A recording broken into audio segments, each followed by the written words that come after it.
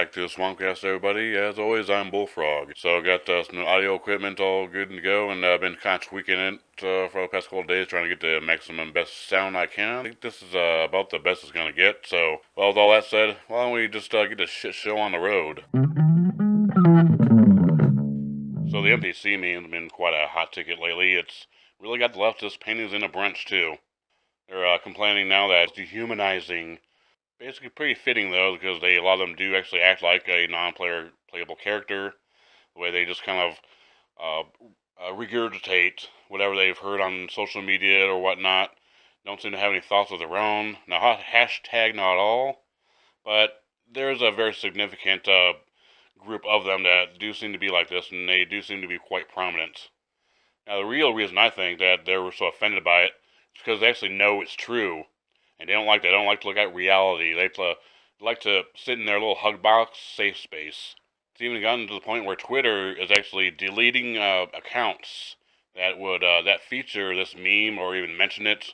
So it is a good sign that those trolls out there triggering them snowflakes are doing a great job. So keep it up, guys. Yes, trust those SJWs to get all bent on shape over something stupid like a meme.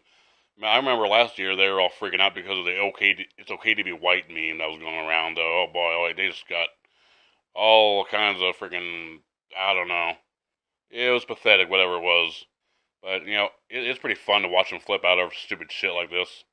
Definitely looking forward to the next meme that's going to come out to get those libtards all riled up again. I came across an article from the Daily Mail the other day on Twitter saying 25% of students say they were traumatized by the 2016 election. This was a survey done at the Arizona State University. Now, this is only a small sample. It was 769 students. However, 25% apparently show signs of PTSD. And they say that their stress levels were on par with that of school shooting witnesses after 7-month follow-ups. They go on to say that women, black, and non-white Hispanic students were about 45% more likely to feel distressed about the election. Dr. Hagen says that the social media factor cannot be ignored, which psychologists and pediatricians warn is a driving factor for anxiety amongst young people, as it fuels extremist angry pockets amongst like-minded groups. I know it's a cliche for us old heads to say, but this young generation, oh my god, well, hashtag not all, but boy, there's a lot of fucking pussies among them. I remember shortly after the election, seeing the way a lot of these people are acting. I'm sure a lot of you have seen that one video about that with that girl on Twitter who was just freaking the fuck out, saying she was gonna kill herself. I was definitely not at all surprised when I saw this article. I actually made a reply to the tweet that I saw this article in, saying this is a slap in the face to people who have been through real trauma. These young SJWs, they will just get traumatized and freak out over the stupidest things. It's no wonder they all need their freaking safe space. There's people out there who have been to war, seen people get literally blown up and shit, who complain less than you people do. Now, if you're traumatized over something stupid like Donald Trump winning the presidency, you're fucking weak, you need to grow the fuck up. Quit letting social media do your thinking for you. Think for your freaking self. So they caught the maga bomber. Cesar Sayoc of southern Florida was arrested on Friday for the attempted bombing spree. He allegedly sent out some actually fake bombs to some very high-ranking Democratic officials. And reading this here on the New York Times website, they're referring to him as an outspoken Trump supporter. And even had to throw in that he was actually wearing a red MAGA hat at the time of his arrest. So, of course, the leftist media is going to try to twist this, to try and make Trump and Trump supporters look bad, to try to gain support for the Democrats for this upcoming midterm elections. Now, the fact is that this guy acted on his own volition. It's not a reflection on Donald Trump, nor on his supporters. President Trump did not actually call for this or anything. Now, I agree this is a very stupid thing to do, and they should go to prison for it.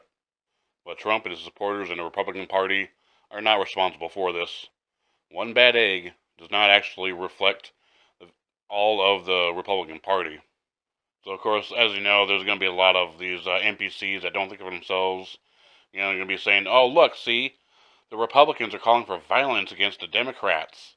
However, I know that there will be plenty of people out there who will see this for what it is. This is simply the act of a freaking lunatic acting on his own volition, and there's no reflection on the rest of us at all. And yes, I myself did vote for Trump. Let the autistic screeching commence. So Halloween's coming up here in a few days, so time to go out there and appropriate some cultures and trigger some snowflakes. Oh yes, 'tis the season to get triggered. Ree, my culture's not your costume. No, it's Halloween. People dress up because it's fun. Let people have their fun. Not everything has to be turned into some big political freaking thing. But of course, I know you SJWs just want to be triggered because you want to bitch about something. See a lot of these lists out there on websites about costumes that are inappropriate and all this other shit, things that they don't approve of, so you gotta follow what they approve of apparently, because, they're arbiters of what is moral and holy and what the fuck ever. Simply wearing a costume isn't harming anyone, but they want to act like it's an assault. But don't give in to all the bullshit. Just go out and do what you want to do and have a great time this Halloween. I have a bit of a fun fact, or more of a story that kind of leads up to a fun fact. I'm sure you all heard of the band Grateful Dead. Myself, I'm quite a big fan of the Grateful Dead. So you may have wondered where that name comes from, the Grateful Dead, or what it means. Well, Uncle Bullfrog is here to tell you all about it. It comes from a common theme amongst many old folk tales from around the world. Most commonly, where a person has died, either they owed a debt or their family could not afford a burial, therefore they believe that they would not go on to the afterlife.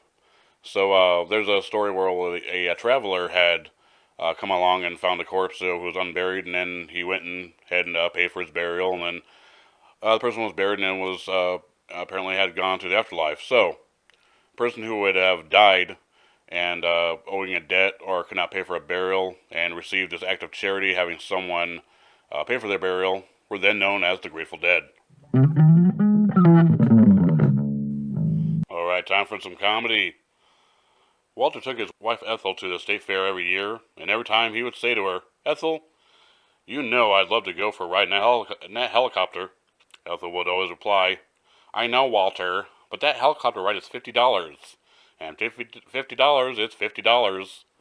Finally, they went to the fair, and Walter said to Ethel, "Ethel, you know I'm 87 years old now. If I don't ride that helicopter this year, I may never get another chance." Once again, Ethel replied, "Walter, you know that helicopter's $50, and $50 is $50. This time the helicopter pilot overheard the couple's conversation and said, "Listen, folks, I'll make a deal with you. I'll take you both for a ride if you can both stay quiet for the entire ride and not say a word, and I won't charge you. But if you say just one word, it's $50. Walter and Ethel agreed, and up they went in the helicopter.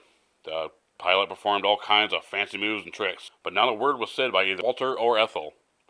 The pilot did his death-defying tricks and over again, but still there wasn't so much as one word said. When they finally landed, the pilot turned to Walter and said, "Wow, I've got to hand it to you. I did everything I could to get you to scream or shout, but you didn't. I'm really impressed." And Walter says, "Well, to be honest, I almost said something when Ethel fell out, but $50 is $50. So a little girl goes down to the pet store. She goes up to the attendant, taps him on the shoulder, and says, "Excuse me, sir, do you have any little rabbits?" And the man's heart just melted at this cute kid looking for a little pet rabbit. And he says, "Wow, we sure do. How would you like this cute little white rabbit or a big fluffy brown rabbit?" And the little girl replies, "I don't think my pet python would give a fit." Alright, folks, that'll do it for the Swampcast for this week. Still kind of getting used to this new audio equipment and getting used to the new audio editing software I'm using now. So I made a few mess ups, but you know what? That's how we learn, hey? If there's something you've always wanted to do, go ahead and just go for it. This is what I've always wanted to do, and, well, I'm giving it a shot, so. Well, anyways, go ahead and follow me on Twitter. My link will be in the description. I don't usually ask people to like, comment, and subscribe, because if they're going to do it, they're going to do it. They don't need me to tell them. Alright, well, anyways, I'm Bullfrog. Thanks for tuning in.